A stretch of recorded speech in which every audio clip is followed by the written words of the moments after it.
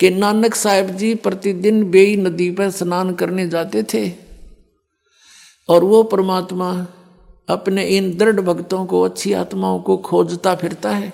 अपने आत्माओं, जब तक ये राजा थे, राजा अम्बरीश रूप में, राजा जनक रूप में, ये परमात्मा वहां भी गए थे,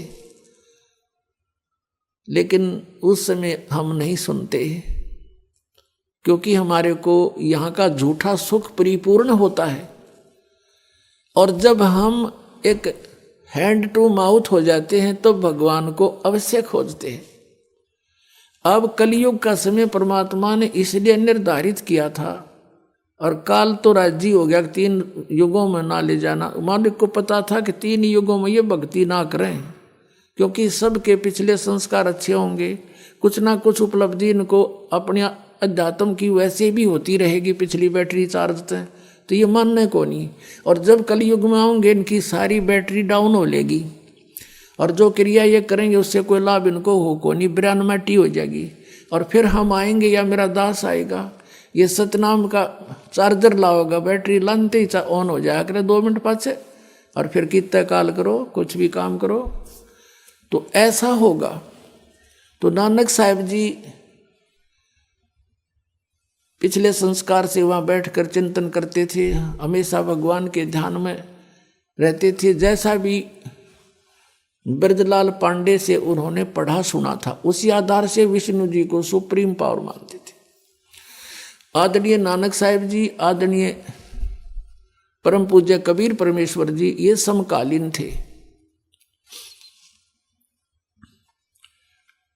ये लगभग 45 वर्ष समकालीन रहे हैं। सन 1469 में आदरणीय नानक साहिब जी का जन्म हुआ, और आदरणीय और परम पूज्य कबीर परमेश्वर जी 1398 से 1518 तक रहे। 1469 से 1518 तक ये समकालीन थे। परमात्मा बनारस में रहा करते थे, कपड़ा बुनते थे, दानक का काम करते थे, जुलाहे का। अब कहते हैं, जो जन मेरी शरण है ताका हूं मैं दास, और गेल गेल ला गया फिरूं जब तक धरती आकाश। अम्बरीश राजा थे तब भी परमात्मा गए, समझाने की चेष्टा की, तब तक वो भक्ति नहीं करते थे। उसके बाद वो भक्ति में पूरी रुचि होगी, राजा थे। फिर परमात्मा के ज्ञान को ग्रहण नहीं किया, अन्य ऋषि में ऋषियों से समाधान ढूंढ कर वो क्रियाएं शुरू कर दी। फिर भी दयालु हैं, उनको काम तो ला आए, नहीं तो ये राजा बने पासे कौन भक्ति करे, सारा दिन बकवाद वहाँ इनको। तो वहाँ वो जैसा भी करने लगे, यज्ञ याग करने लगे हैं, और ये मंत्र करते रहे ओम नाम का, विष्णु जी का जो हरियम जाप आपको दिया जाता है, ये करते रहे। और फिर राजा जनक थे तब भी परमात्मा मिले, मालिक पर विश्वास हुआ नहीं, और अन्य ऋषियों से उपदेश लेकर के फिर साधना शुरू कर दी, यज्ञ किए घड़े बड़े बड़े। मालिक ये चाह थे कि ये बैटरी थोड़ी बहुत किसी ना किसी तरह से चार्ज होती रहे, ताकि ये कलयुग तक पहुंच जाए किसी तरह, फिर देखूंगा काल ने। अब परमात्मा वहाँ से अंतर्ध्यान हुए, कहाँ से? काशी से, बनारस से, और बेई नदी पर पहुंच गए, एक जिंदा महात्मा का रूप बना के। नानक साहिब जी बैठे थे, परमात्मा ने भी जाके उनको प्रणाम राम राम बोला। नानक साहिब जी बड़े अच्छी आत्मा थे, प्यार से श्रद्धा से कहा, आओ बैठो महात्मा जी। बैठ के पूछा, कौन हो, कहाँ से आए हो? परमात्मा ने कहा कि मैं बनारस से आया हूँ और एक जुलाहा जाति से संबंध रखता हूँ, मेरा नाम कबीर है, और मैं परमात्मा की खोज में घूम रहा हूँ। आप बहुत अच्छे भक्त सुने हैं, यहाँ बहुत अच्छे भक्त हो, और कुछ मैं मार्गदर्शन आपसे चाहता हूँ प्रभु के बारे में। मैं भले ही मुसलमान के यहाँ रह रहा हूँ, लेकिन मेरी आस्था प्रत्येक धर्म के प्रति बराबर है। मुझे कहीं से भी मोक्ष मार्ग मिल जाए, मैं तलाश कर रहा हूँ, खोज कर रहा हूँ। इस बात से नानक जी बड़े प्रसन्न हुए, खुश हुए, कहा बैठ जा, आजा मैं बताता हूँ। जब उन दोनों की चर्चा हुई तो नानक साहब जी ने कहा कि सबसे पहले गुरु होना चाहिए प्राणी का। तो वहाँ आसपास जो स्नान करने गए थे व्यक्ति, वह भी बैठ के आकर चर्चा होने लगी। जब दोनों की 20, 30, 50 सुबह सुबह का समय था, तो उनकी जब चर्चा चली तो कबीर साहब ने कहा कि मैंने गुरु तो बना रखा है, बनारस में आदरणीय स्वामी रामानंद ब्राह्मण पंडित जी, उससे मैंने उपदेश ले रखा है। अब नानक साहब ने कहा कि जो ज्ञान तुझे प्राप्त है वो पूरा नहीं है, आप मुझे गुरु बनाओ, फिर मैं आपको सही ज्ञान बताऊं। तब परमात्मा ने कहा कि ठीक है जी, मैं आपको गुरु मानता हूं, मुझे ज्ञान बता दो। तब नानक साहब जी लगे बताने, जैसा बैजलाल पांडे से उन्होंने ग्रहण किया हुआ था। कहा कि विष्णु जी सर्वशक्तिमान हैं, सारे ब्रह्मांडों के रचनहार हैं, और यही श्री कृष्ण रूप में अवतरित हुए, यही श्री राम रूप में अवतरित हुए, और श्री कृष्ण रूप में इन्होंने आकर के महाभारत के समय गीता का ज्ञान दिया। और गीता जी का नित्य पाठ करने से जीव का मोक्ष हो जाता है।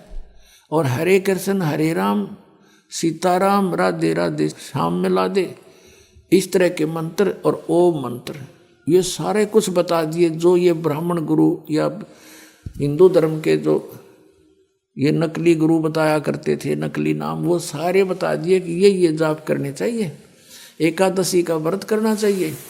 अब परमात्मा ने प्रश्न किया कि देखो, मैं आपको गुरु धारण करने जा रहा हूं, आपका अनुयायी बनूंगा, तो मेरी कुछ शंका का समाधान भी चाहिए मुझे। हक बोलो।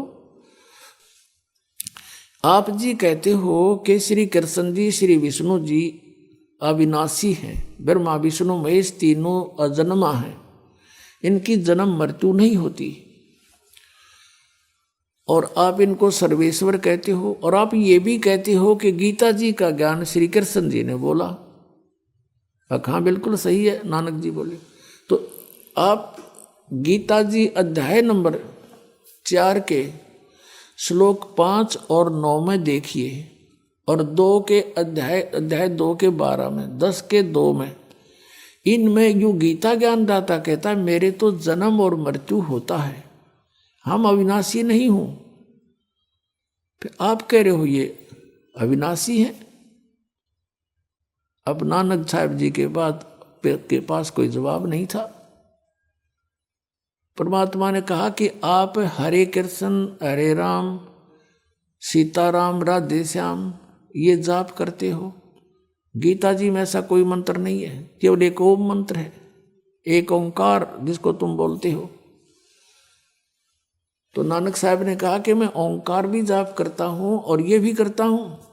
तो गीता जी अध्याय नंबर 16 के श्लोक 23 में लिखा है कि शास्त्र विधि को त्याग कर जो मनमाना आचरण करते हैं उनकी साधना व्यर्थ होती है, ना उनको कोई सुख हो, ना उनकी गति हो, ना उनको कोई सिद्धि प्राप्त हो, यूजलेस।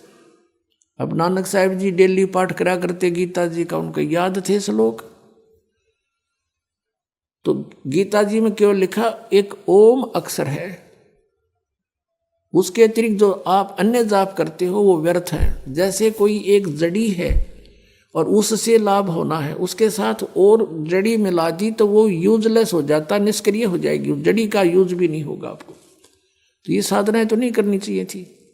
फिर बताया कि देखो गीता ज्ञानदाता से अन्य कोई और परमात्मा है। 18वें अध्याय के 62वें श्लोक में कहा है कि हे अर्जुन, तू सर्वभाव से उस परमेश्वर की शरण में जा जिसकी कृपा से तू परम शांति को और सनातन परम धाम को प्राप्त होगा। गीता जी अध्याय नंबर 15 के श्लोक नंबर 1 से 4 में कहा है कि उल्टा लटका हुआ संसार रूपी वृक्ष है और इसके ऊपर न पूर्ण परमात्मा है, जड़ें हैं, और नीचे को तीनों गुण रूपी शाखा है, और तत्वदर्शी संत इसका सब भेद जानता है। सब पार्ट्स के विषय में जो बताता वो तत्वदर्शी संत है। गीता जी अध्याय नंबर 4 के श्लोक नंबर 34 में कहा है कि उस तत्व ज्ञान को तू तत्वदर्शी संतों के पास जाकर समझ, तो वो तत्वदर्शी संत से पूछो, वो दंडवत प्रणाम करो, उनको नम्रता से प्रसन्न करो, वो तत्वदर्शी संत तुझे उस परमात्म तत्व का ज्ञान कराएंगे। तो उसके पश्चात 15वें अध्याय के 4थे श्लोक में कहा कि उसके पश्चात परमेश्वर के उस परम पद की खोज करनी चाहिए, जहाँ जाने के बाद साधक फिर लौटकर कभी संसार में नहीं आते। और जिस परमेश्वर ने सारे संसार रूपी वृक्ष की यानी सब ब्रह्मांडों की रचना की है, और केवल उसी की भक्ति करो, मैं उसी की शरण हूँ, अन्य की नहीं।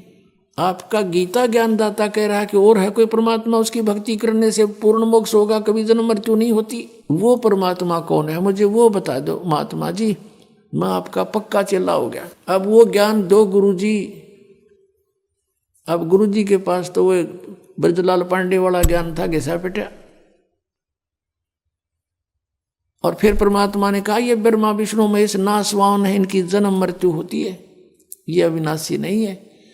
आप देखिए श्री देवी भागवत गीता प्रेस गोरखपुर से प्रकाशित 123 पृष्ठ पे ये देखिएगा, श्रीमद देवी भागवत गीता प्रेस गोरखपुर से प्रकाशित।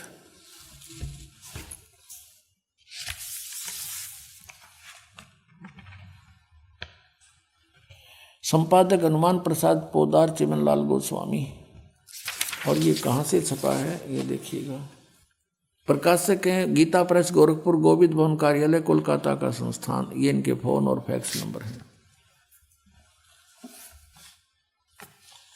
इसके 123 पृष्ठ पर आपको ले चलते हैं। 123 पृष्ठ पे तीसरा स्कंध। भगवान विष्णु अपनी माता प्रकृति यानी दुर्गा की महिमा सुना रहे हैं। तुम शुद्ध स्वरूपा हो, महिमा कर रहे हैं उनकी। तुम शुद्ध स्वरूपा हो, यह सारा संसार तुम्ही से उद्भासित हो रहा है। मैं ब्रह्मा और शंकर हम सभी तुम्हारी कृपा से विद्यमान हैं। हमारा आविर्भाव माने जन्म और तिरोभाव माने मृत्यु हुआ करता है। हमारा तो जन्म और मृत्यु होता है, हम अविनाशी नहीं हैं। केवल तुम ही नित्य हो, जगत जननी हो, प्रकृति और सनातनी देवी हो। यहाँ यह भी ध्यान रखना, प्रकृति दुर्गा को ही कहते हैं। ये गीता जी में आपका काम आओगा, जहाँ पर इन तीनों की उत्पत्ति आपको बताई जाएगी। भगवान शंकर बोले, देवी यदि माँ भाग विष्णु तुम्ही से प्रकट हुए हैं, तो उनके बाद उत्पन्न होने वाले ब्रह्मा भी तुम्हारी बालक हुए। फिर मैं तमोगुणी लीला करने वाला शंकर क्या तुम्हारी संतान नहीं हुआ? मुझे भी उत्पन्न करने वाली तुम ही हो शिवे। संपूर्ण संसार की सृष्टि करने में तुम बड़ी चतुर हो। इस संसार की सृष्टि सतिथि और संहार में तुम्हारे गुण सदा समर्थ हैं। उन्हीं तीनों गुणों से उत्पन्न हम ब्रह्मा विष्णु एवं शंकर नियमानुसार कार्य में तत्पर रहते हैं। अब इस पवित्र सदग्रंथ ने, इस पवित्र पुराण ने 5 कंसेप्ट क्लियर कर दिए। 5। एक तो ये हो गया कि ब्रह्मा विष्णु महेश नासवान है। दूसरा ये हो गया कि दुर्गा इनकी माता है। तीसरा ये प्रकृति दुर्गा को कहते हैं। चौथा ये हो गया कि तीनों गुणों से उत्पन्न रजगुण ब्रह्मा, सतगुण विष्णु, तम गुण शिव जी हैं। और 5वां ये हो गया कि केवल नियमित कार्य ही कर सकते हैं। जिसने जैसा वर्क डन किया है वैसा ही बुरा और भला दोनों ही देंगे। ये किसी में परिवर्तन नहीं कर सकते। केवल परिवर्तन कर सकता परम अक्षर ब्रह्म कबीर साहब, आपके पाप काट का आपको सुखी कर सकता। ओनली वन गॉड, वो कबीर साहब है। अब नानक साहब से कोई कहा ये बातें, तो नानक साहब जी ने कहा कि नहीं, ऐसा कुछ नहीं लिखा वहाँ पर देवी पुराण में। आप झूठ बोलते हो, आप हमारे देवताओं की तौहीन करते हो, आप तो यहाँ वाद विवाद करवाने आए हो, झगड़ा करवाने आए हो। यानी जैसा भी उनको हिंदू धर्म होने के नाते आपस में ज्ञान था। अब देखा नानक जी की अरुचि, परमात्मा वहाँ से उठकर चल पड़े। कहा भक्त अक्षुब्ध ना हो, जब तक मेरी शंका का समाधान नहीं होगा मैं कैसे आपको गुरु बनाऊंगा, मेरा कैसे विश्वास दृढ़ होगा। और उठकर चल पड़े। अब अन्य जो वहाँ बैठे थे श्रोता, वो कहने लगे नानक जी से कि हे भक्त, ये कौन था? आपको गुरुजी गुरुजी बोल रहा था और बकवाद कर रहा था ये तो नानक साहब ने कहा कि ये काशी का नीच जात का था, जुल्हा धाणक, और कबीर नाम था इसका। बकवाद करता है ये सारी। अब नानक साहब ने वहाँ जो, क्योंकि पुराना रंग ये आपको बताया, पूरा रेग मार लगे बिना ओरिजिनल पेंट को टेकन नहीं देता। अब परमात्मा रेग मार मार गे कति घिसा घिसा के, लेकिन वो पापड़ी थोड़ी बहुत रह रही थी। अब नानक साहब जी चिंतित हो गए। फिर जाके गीता जी को पुनः देखा, देवी पुराण को देखा, पंडित जी से पूछा कि इसमें ये ऐसा लिखा है। उसने कहा लिखा तो ऐसा ही है, पर ये तो वैसे लिख रखा है वैसे। अब नानक साहब की तो नींद आराम होगी। तक देख वस्तु कहाँ और खोजें कहाँ, ये तो नासवान है, इन स्पष्ट लिखा है और ब्राह्मण खुद मान रहा है कि ये तो वैसे लिखा है, लिख रखा वैसे होया करे। वाह भाई वाह, फिर तो सारा कुछ वैसे है। अब नानक साहब जी की दिन की चैन रात की नींद खत्म होगी और बार बार न्यू करे, हे भगवान हे परमात्मा, एक बार वो फिर आवे, वो एक बार फिर आवे और अब के मैं उससे ढंग से बात करूं। बहुत चिंतित हो गया कि सचमुच ये तो गीता में और कोई भगवान है और उसी से मोक्ष होगा। हमने कराना मोक्ष है, फिर क्या फायदा इस भक्ति करने का जब मोक्ष नहीं हुआ। ब्रह्मा विष्णु महेश स्वयं नासवान है। अब इसी चिंतन में हृदय से पुकार हुई, आत्मा रोने लगी कि ये फिर से बात बने, कभी फिर खुल के चर्चा करूं उससे, एक बार आ जाओ, मैं विवाद नहीं करूंगा। अब परमात्मा ने 6 महीने के बाद फिर दया बख्शी, जब खूब लोहा गर्म हो लिया। उसी तरह सुबह सुबह स्नान करने के लिए नानक साहब जी गए थे और स्नान करने की तैयारी में थे। उनके साथ 1-2 और भी नौकर जाते थे, वो उनके कपड़े लिए खड़े थे। परमात्मा वहाँ पहुँचे, कबीर साहब जी उसी जिंदा रूप में, लेकिन उस दिन वो केवल नानक साहब जी को ही दिखाई दे रहे थे, अन्य को नहीं। अब नानक साहब जी ने देखा कि आ गया वही भक्त नहीं, ये तो पूर्ण ज्ञानी लगता है। अब वहाँ उनकी तरफ गए, प्रणाम हुआ दोनों तरफ से और बैठ गए वहीं एकांत में। अब अन्य जो स्नान करने वाले थे या कोई नौकर थे वो दूर खड़े थे, वहीं खड़े रहे, आगे नहीं आए। उन्होंने देखे कि भक्त नानक साहब जी किससे बातें कर रहे हैं। दूसरे कहने लगे ये भगत आदमी है, अपने आप ऐसे ही कोई चिंतन कर रहा है, पता नहीं कहाँ जा रही है इसकी शुद्ध, और ये तो ऐसे बोलता रहता अपने आप, करो स्नान चलते हैं। वो अपना काम लगे रहे, स्नान करते रहे। उधर से परमात्मा की उनकी फिर से वार्ता शुरू हुई। तो फिर नानक साहब जी ने आखिर में ये कहा कि देखो ठीक है, आपका ज्ञान श्रेष्ठ है और मैंने अपने गुरु ब्रजलाल पांडे से भी पूछा, उसने भी संतुष्ट नहीं किया मुझे, लेकिन मैं आपकी एक परीक्षा लेना चाहूँगा, फिर मैं आपका शिष्य बनूंगा, फिर मैं आपकी बात स्वीकार करूंगा। क्या परीक्षा लोगे? कि मैं इस दरिया में छलांग लगाऊंगा, मुझे खोज देना। अब नानक साहब जी ने जो ही जाकर के दरिया में छलांग लगाया, नहाने की तैयारी में था ही, छलांग लगाई तो बाहर नहीं आए। परमात्मा ने उनको अप स्ट्रीम में ले जाकर उनके शव को यानी शरीर को और 2-3 मील की दूरी पर जिधर से पानी आ रहा था उस साइड में जंगल में जाके बैठा दिया, वहां प्रकट कर दिया कि ले खोज दिया आपको।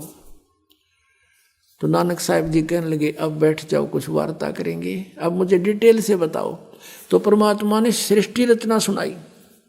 अब नानक साहब जी कहने लगे कि देखो आपकी बातों पर कुछ विश्वास है, कुछ अविश्वास है। वो सचखंड आपने आज तक सुना नहीं, देखा नहीं, आपके अतिरिक्त इसके विषय में कोई व्यक्ति हमें बताने वाला मिला नहीं, तो कैसे विश्वास करूं? मुझे वो सचखंड दिखा दो। परमात्मा ने कहा चल ठीक है। वो शरीर वहीं सुरक्षित रखा और सतलोक में ले गया उस प्यारी आत्मा को, नानक साहिब जी की आत्मा को। अब जिंदा महात्मा के रूप में थे परमात्मा, जिंदा वाले महात्मा के रूप में। अब ऊपर जा रहे हैं, सभी ब्रह्मांड दिखाए, ब्रह्मा विष्णु महेश के लोक दिखाए, जैसे आदरणीय गरीबदास साहिब जी को दिखाए थे,